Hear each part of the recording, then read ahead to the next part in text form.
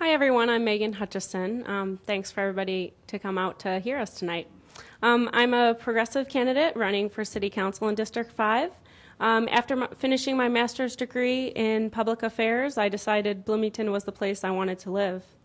In my 13 years in Bloomington, I've been a volunteer with a variety of community projects, everything from Middle Way House to the community orchard in District 5 to the most recent school referendum. My campaign is called Building Community from the Roots Up because I think individuals can be brilliant, but until folks start working together, we can't get much done here. Which is why one of my campaign points is focused on inclusive civic engagement, along with supporting a livable green community and enhancing transportation options for all. In my work with social justice organizations, I found that progressive ideas and actions are most effective if those impacted by decisions are involved every step of the way. So as a city councilwoman, I would make it my priority to reach out to residents whose voices aren't readily heard in our community. Instead of waiting for people to come to me, I will go to them, as I've been doing on my neighborhood walks for the campaign. We can also take advantage of new technology that's out there to better connect residents with government, which also supports inclusive civic engagement. Strengthening local green projects that are started by residents, organizations, and individuals in District 5 is part of my effort towards the second goal of supporting a more livable green community. Collaboration on urban agriculture initiatives to strengthen food security and also strengthen our neighborhood relationships is something that I'm interested in working on.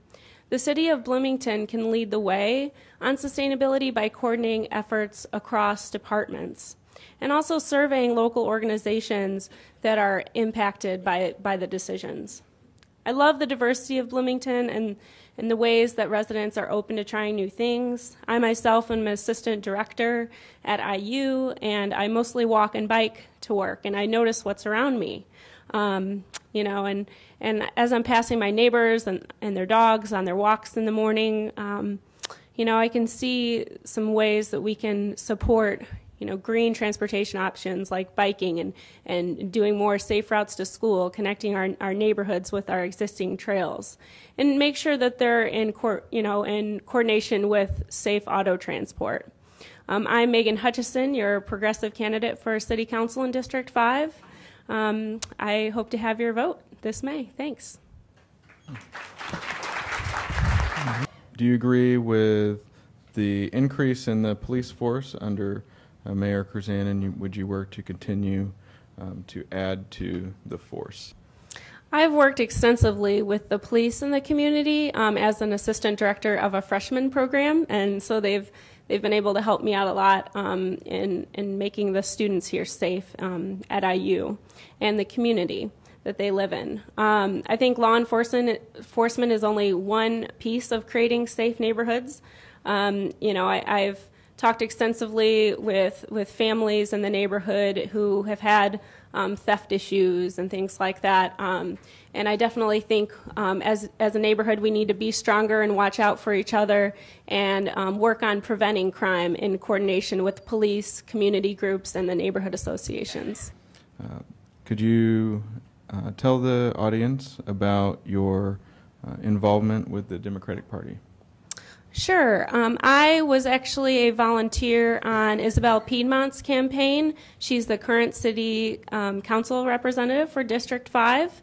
I did a lot of door-to-door walking while she was campaigning, and I was also treasurer for Julie Thomas and her run as county council for Monroe County.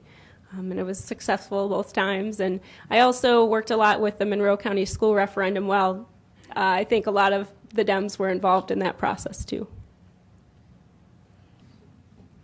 What is your experience working directly with low-income residents? Megan? I've been a volunteer at the Hoosier Hills Food Bank in town and also with Planned Parenthood in town, which provides health services for a lot of low-income women.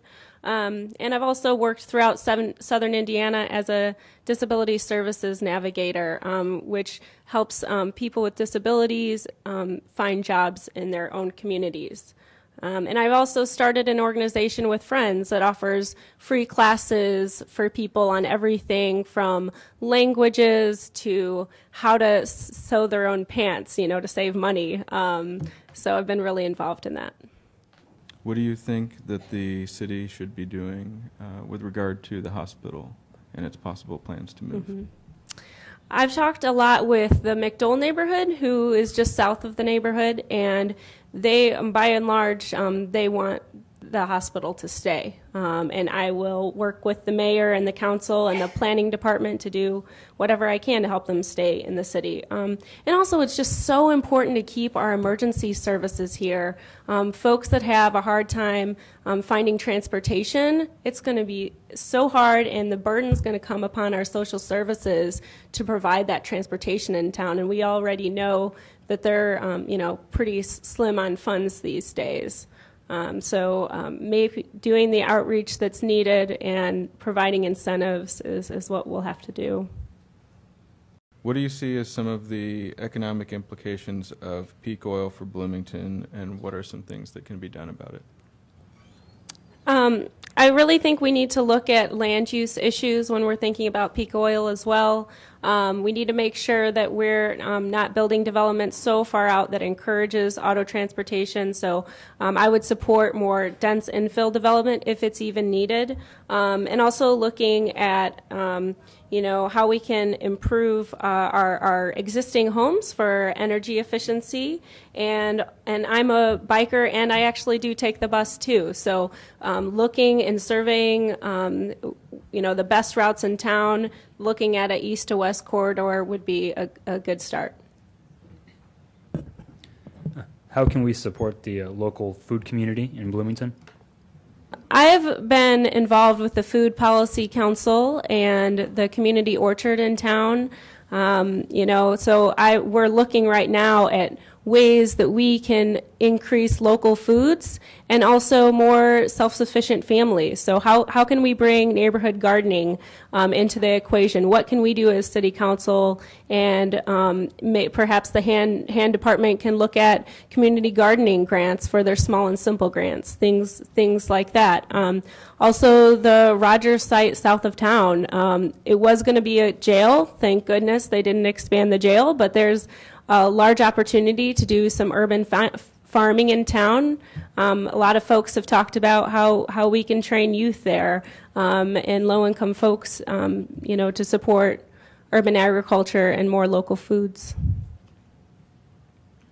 What do you think what do you think that the city can do to help or assist with increasing public transit and the number of buses in the city? I also support the merger, and I worked with the Council for Community Accessibility on improving transportation options for people with disabilities, and I would like to see same-day services for folks. Other cities do it, so we could too. One of my ideas is to put forth an online tracker so you can put in where you are and where you want to be online. It'll tell you exactly what route you need to take, because some people are just confused by the current system. And doing complete streets, so you're not just looking at autos, you're not just looking at bikes, you're looking at the whole picture when designing plans. All right, we're going to move to our final comments. My involvement with the community and with the Democratic Party, promoting progressive ideas and projects, led me to run for office, and I'm very proud of that. As you have heard today, I've worked on the community level with all folks, different types of people, and the projects I involve myself in, like the orchard, like the school referendum, aim to improve community interactions with all types of people, help those in need of both resources and representation, and educate others on the possibilities for Bloomington.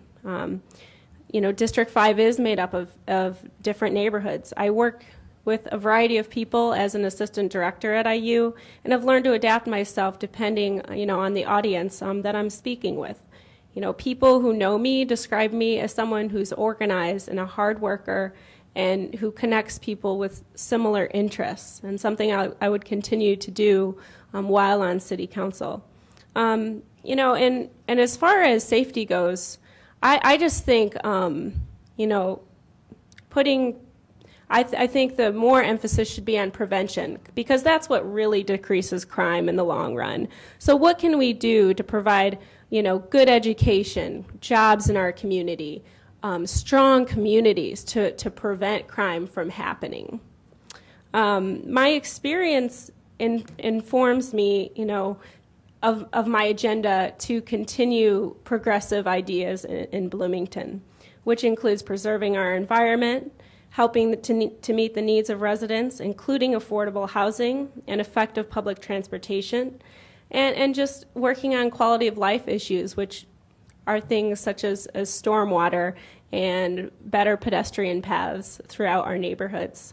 Thank you for caring and coming out today. You can read more about me at www.meganforcouncil.com. Thanks.